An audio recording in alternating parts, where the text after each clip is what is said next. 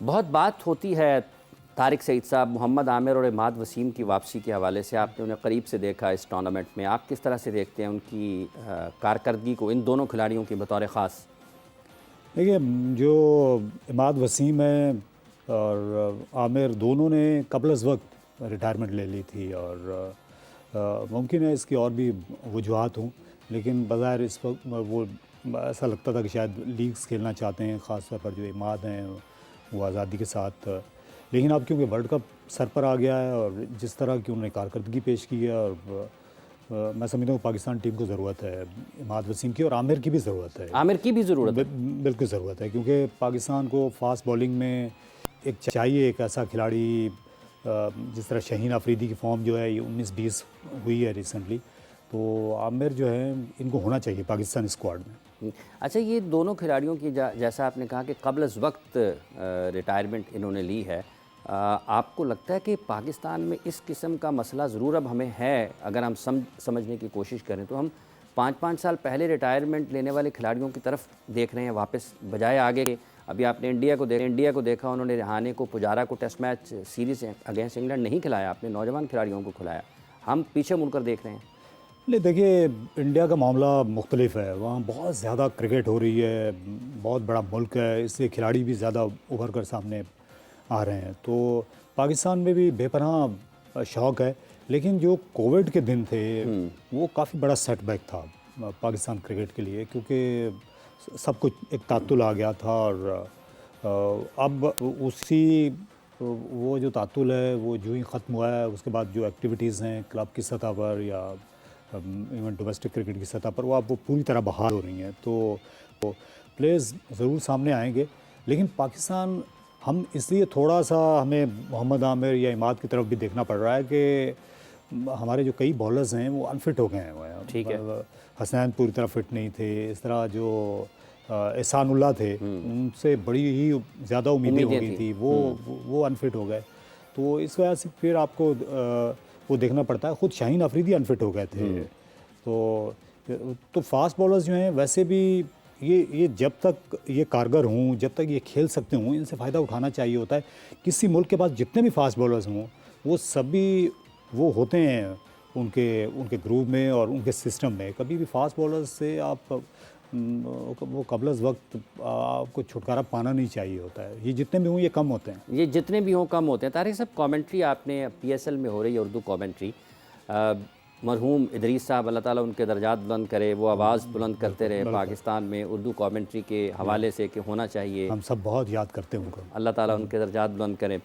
आप समझते हैं कि अब वक्त आ गया है कि न सिर्फ PSL में पूरे 20 ओवर उर्दू कमेंट्री हो, बल्कि इसके साथ साथ अगर हम अपने दाएं बाएं देखते हैं ममालिक में, तो हमें अपने जो इंटरनेशनल मैचेस हैं, बिलखुसूस जो होम सीरीज़ हम कर रहे हैं, होस्ट कर रहे हैं, मेज़बानी कर रहे हैं, वहाँ पर उर्दू मैचेस की कमेंट्री होनी चाहिए। हाँ, बिल्कुल होनी चाहिए, और इंटरनेशनल क्रिकेट में तो ये और ज़्यादा ज़रूरत हो जाती है, और क्योंकि लोग जो हैं उनका शौक़ ही अलग होता है जब इंटरनेशनल क्रिकेट देख रहे होते हैं। और ये पहले हुआ करती थी, 2005 तक ये सिलसिला था, लेकिन फिर वो जो एक तो श्रीलंकन टीम पे जब यहाँ पर अटैक हुआ, क्योंकि यहाँ हमारी होम सीरीज़ थी वो मुल्क से बाहर चली गई, और उससे पहले 9/11 की वजह से भी जो क्रिकेट थी वो उतनी रेगुलर हो नहीं रही थी। तो फिर जाहिर है कि जो PTV था वो उसकी भी इस मामले में अब वो कोशिश कर रहे थे कि दोबारा से इसकी बहाली हो, लेकिन मैं समझता हूँ कि इसको बिल्कुल होना चाहिए। ये जो है ये होम सीरीज़ में उर्दू कमेंट्री इंटरनेशनल मैचेस में होनी चाहिए। जी हाँ, होनी चाहिए। यहाँ तक कि जो ICC के इवेंट्स हैं उनमें भी होनी चाहिए। अभी मैं ICC ने मुझे जो वर्ल्ड कप हुआ है इंडिया में, उसके लिए उन्होंने मुझे कॉन्ट्रैक्ट दिया था। मैंने उर्दू कमेंट्री की ICC चैनल पर हालिया वर्ल्ड कप में पाकिस्तान के मैचेस पर। तो जब ICC अपने इवेंट्स पे कर रहा है, तो जो पाकिस्तानी चैनल्स हैं ये उनकी भी जिम्मेदारी है, उनको खुद एहसास इस बात का होना चाहिए, क्योंकि कुछ आपकी कौमी जिम्मेदारियाँ भी होती हैं, आपकी जो कमर्शियल कमिटमेंट्स से हट के भी, कि आपने अपने कल्चर को, अपनी ज़बान को किस तरह से ज़िंदा रखना है। और ये ज़िंदा कौमें ही रखती हैं अपनी ज़बान को, अपनी तहज़ीब को। जिस तरह आपने अपना कौमी लिबास पहना हुआ है और बहुत अच्छे लग रहे हैं हाफ़िज़ साहब इस वक्त। जज़ाकल्लाह। अच्छा, दूसरा ये जो PSL में 20 ओवर की कमेंट्री है, ये होनी चाहिए, और PSL में आप समझते हैं कि इलाकाई ज़ुबानों की तरफ भी हमें अब जाना चाहिए? जी हाँ, बिल्कुल जा सकते हैं, और जो है और ज़्यादा दिलचस्पी बढ़ेगी। और ये मेरा ख्याल है कि ये उर्दू कमेंट्री का बहुत बड़ा किरदार था, जो पाकिस्तान में अब क्रिकेट जो है वो मुल्तान रीजन में हम जाते हैं PSL के दिनों में, तो वहाँ इतना ज़्यादा शौक़ है क्रिकेट का कि स्टेडियम में आपको तिल धरने की जगह नहीं मिलती। और ये दूर दराज जो इलाके थे उसमें क्रिकेट समझने की और क्रिकेट के पॉपुलर होने की बहुत बड़ी वजह थी उर्दू कमेंट्री और उर्दू के कमेंटेटर्स। इदरीस साहब मरहूम का भी आपने जिक्र किया, हसन जलील साहब थे, मुनीर हुसैन साहब मरहूम। जी हाँ, मरहूम थे। तो ज़ाहिर है लोग जो हैं, जब लोगों ने इस खेल को अपनी ज़बान में सुनना शुरू किया, तो पहले तो ये कराची, लाहौर, ये यहीं पर ही क्रिकेट होती थी, यहीं से ही बड़े बड़े खिलाड़ी शुरू होते थे। लेकिन फिर जब रेडियो के दिन आए, फिर जनरल ज़ियाउल हक के ज़माने में उर्दू कमेंट्री टीवी पे भी शुरू हुई, तो फिर आम जगहों पर लोगों ने, आम जो दूर दराज मुल्क के तूल अर्ज़ में फैली फिर खेल। बिल्कुल, फिर वो वहाँ लोगों आपके ने ख्याल में समझना उर्दू शुरू किया कमेंट्री का बहुत बड़ा हिस्सा है उसमें? बहुत बहुत बहुत बड़ा किरदार है इसमें। टेलीविज़न, रेडियो का किरदार है, और उर्दू कमेंट्री का भी उतना ही किरदार है जितना हमारे क्रिकेटर्स की एफर्ट है। ठीक है तारिक साहब, अभी पाकिस्तान में जो पाकिस्तान के साबिक कप्तान हैं, खिलाड़ी हैं, वो इंग्लिश कमेंट्री कर रहे होते हैं, लेकिन साथ साथ उनको उर्दू कमेंट्री करने का भी मौका मिलता है। तो कौन है वो जो ज़्यादा अच्छे अंदाज में, जिसको फ़र्क नहीं पड़ता कि वो उसकी ज़ुबान बदली और वो उसी बहाव में कमेंट्री करते चले जाते हैं? नहीं, सभी अच्छा कर रहे हैं। रमीज़ राजा जो पाकिस्तान के फॉर्मर कैप्टन है, बहुत ही टॉप क्लास ब्रॉडकास्टर हैं, तो वो उर्दू में भी वो उतने ही फ्लुएंट होते हैं। इस तरह अभी हाल ही में वक़ार यूनुस, आमिर सुहेल, बाज़ीद ख़ान थे, सिकंदर बख्त थे, हमारे बड़े टॉप के ब्रॉडकास्टर हैं, तो बहुत अच्छा लगा। और ये हमारे लोग थे, इनकी वजह से हिंदी कमेंट्री भी पॉपुलर हुई। जब वसीम अकरम या रमीज़ राजा गए थे मुल्क से बाहर, ठीक है, हाँ, कमेंट्री करने के लिए, तो अब अच्छा लगता है जब स्टार्स जो हैं वो इन्वॉल्व होते हैं आपके साथ, और वो फिर और भी ज़्यादा मज़ा आता है। कमेंटेटर की भी जज्बात होते हैं खिलाड़ियों के लिए? जी आप होते हैं, ये तो अगर मैं कहूँ कि नहीं होते तो बिल्कुल गलत होगा।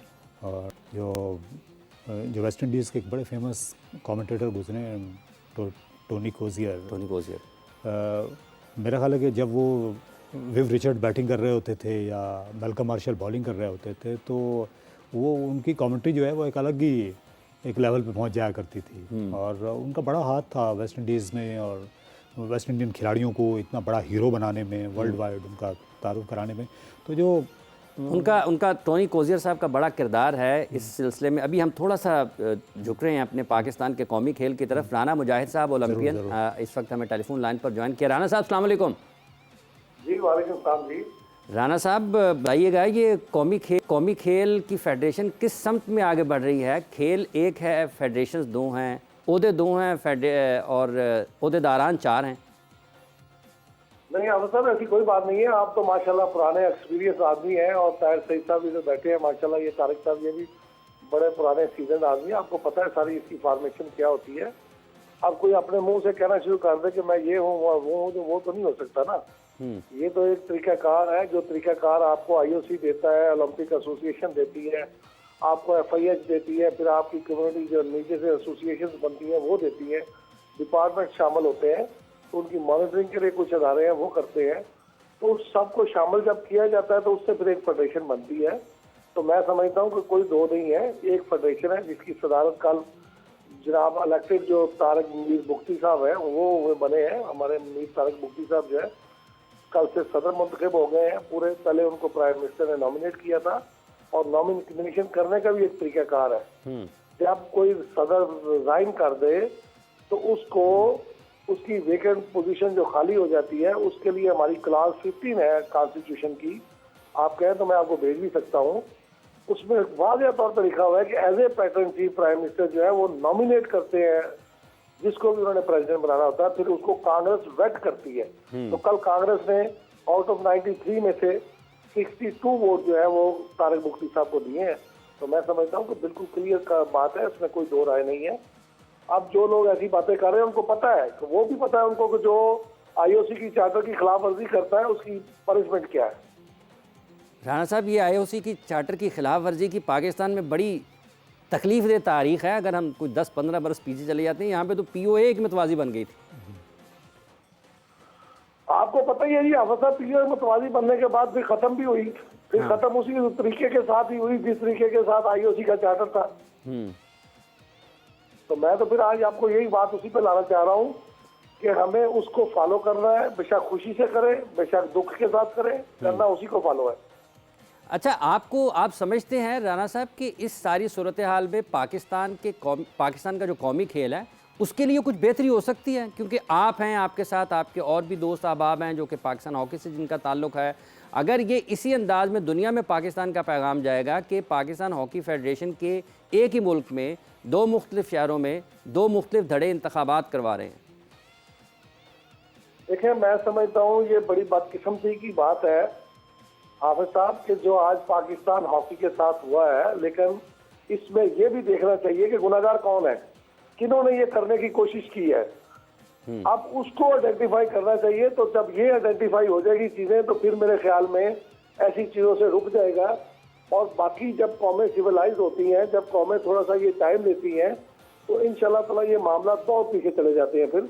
और ये जो हमारी फेडरेशन, जिसमें मैं समझता हूँ कि बिल्कुल पाकिस्तान हॉकी फेडरेशन है, वो मीर तारिक मुफ्ती साहब ने कल भी कहा है, कल भी जो उन्होंने पहला अपना इजलास से खिताब किया है उसमें उन्होंने सबको दावत दी है और हॉकी की बेहतरी का प्रोग्राम भी है। हमारा तो प्रोग्राम ही हॉकी की बेहतरी है और हम वर्ल्ड चैंपियन होकर ओलंपिक खेलने के बाद कभी भी इस खेल के साथ खिलवाड़ नहीं कर सकते। ये हमारी वैसे ही पोजीशन के खिलाफ बात है, तो मैं कैसे कर सकता हूँ इसके साथ खिलवाड़? ये हो ही नहीं सकता। अच्छा राणा साहब, आखिरी सवाल है, ये ज़रा ज़रूर बताइएगा कि इस वक्त अगर सेक्रेटरी और सदर पाकिस्तान हॉकी फेडरेशन का कौन है, और कोई एक जो इससे हैदर हुसैन थे उनके ख़िलाफ़ एक अदम एतमाद की भी तहरीक आई थी, वो सारा क्या माजरा है? क्या उसका भी कोई असर है इस इंतखाबात के ऊपर? देखिए जी, वो भी एक हमारे हॉकी के खिलाड़ी हैं, मैं उनकी भी रिस्पेक्ट करता हूँ। मैं कहता हूँ जो वो मर्जी कह सकते हैं, उनकी मर्जी है वो कहें। लेकिन मैं आपको एक्चुअल फैक्ट बता देता हूँ कि हॉकी फेडरेशन के प्रेसिडेंट मीर तारिक हुसैन मुफ्ती साहब हैं। और वो क्यों है कि ब्रिगेडियर खालिद सजाद खोखर साहब ने रिजाइन किया, उनको प्राइम मिनिस्टर ने नॉमिनेट किया और कल हाउस ने उनको 62 वोट दिए, जिसमें 10 डिपार्टमेंट शामिल है, जिसमें Pakistan army, Pakistan air force, Pakistan navy, Pakistan custom, Pakistan national bank of Pakistan, Pakistan railway, मैं किसी को भूल भी रहा हूँ हो सकता है इसमें, लेकिन ये तमाम लोग, पोर्ट कासम की मौजूद था, पाकिस्तान वापसा मौजूद थी, तो पाकिस्तान ओलंपिक एसोसिएशन के नुमाइंदे मौजूद थे, पाकिस्तान स्पोर्ट्स बोर्ड के नुमाइंदे मौजूद थे। तो ये सारी कार्रवाई अमल में जब लाई जाती है तो इसका मतलब वो बंदा लीगल होता है। अब दूसरी तरफ चले जाते हैं अदम एतमाद की बात, तो अदम एतमाद जिसके खिलाफ हुआ है वही कही जा रहा है नाकाम हो गया, नाकाम हो गया। और भाई जिसके सामने हुआ उससे तो पूछे, वो प्रेसिडेंट पाकिस्तान हॉकी फेडरेशन थे ब्रिगेडियर खालिद सजाद खोखर, उनसे उन्होंने किसके दिया हुआ वो तो पढ़े कि वो अदम एतमाद कामयाब हो गया था। मैंने उस वक्त रोका इसलिए कि मैंने इसको कहा कि तुम रिजाइन कर दो, फिर इसके बाद इसने रिजाइन कर दिया। वो उस वक्त जो चीफ इलेक्शन कमिश्नर था जिसने ये मीटिंग बुलाई हुई थी, उनसे तो पूछ लें। तो सिर्फ इसकी बात सुनते रहे हम, जो तोते की तरह रट लगी हुई है, ये नहीं रट चल सकती हाफिज साहब। ये सब फेक और जाली बातें हैं जिसको बहुत सख्ती के साथ कांग्रेस ने कंडेम भी किया है। अदालतों में तो नहीं जाएगी हॉकी, अदालतों में तो नहीं जाएगी राणा साहब? नहीं नहीं नहीं नहीं नहीं, ये बहुत थोड़ी देर के लिए अदालतों में जाएगी, बस उसके बाद जल्दी खत्म हो जाएगी। हॉकी इंशाल्लाह आपको मैदानों में नजर आएगी हाफिज साहब, ये मैं आपसे वादा करता हूँ। वादा पक्का है जी? ये पक्का वादा, इंशाल्लाह ग्राउंडों में नजर आएगी और बेहतर रिजल्ट देने की कोशिश करेंगे और खिलाड़ियों का पूल बढ़ाने की कोशिश करेंगे, खिलाड़ियों की हौसला अफजाई की कोशिश करेंगे, खिलाड़ियों की फलाह। ये राणा साहब कौम सुन रही है, 25 करोड़ लोगों को आप बता रहे हैं कि हॉकी मैदानों में नजर आएगी। इंशाल्लाह ताला मेरा वादा है जी हाफिज साहब, इंशाल्लाह ताला आपको मेरा पता है और जो बात हम करते हैं इंशाल्लाह उससे पूरा उतरेंगे और अल्लाह के फजल व करम से पूरा उतरेंगे। ठीक है, बहुत बहुत शुक्रिया आपका जनाब राना मुजाहिद साहब, आपने अपना ख्यालात पाकिस्तान के लोगों तक पहुँचाए जो आज भी ये जानना चाहते हैं कि पाकिस्तान के कौमी खेल का मुस्तकबिल क्या है। यहाँ पर हम कौमी ज़ुबान की कॉमेंट्री की बात कर रहे हैं और उसका जो हाल किया है कौम के रहनुमाओं ने वो सब के सामने है, और कौमी खेल का हाल भी किसी और ने नहीं किया, इसके रहनुमाओं ने किया। यहाँ पर वक्त हुआ एक वक्फे का, वक्फे के बाद आएंगे पाकिस्तान हॉकी के हवाले से और जो हमारी क्रिकेट कॉमेंट्री है उर्दू की, उसके हवाले से मज़ीद बात करेंगे।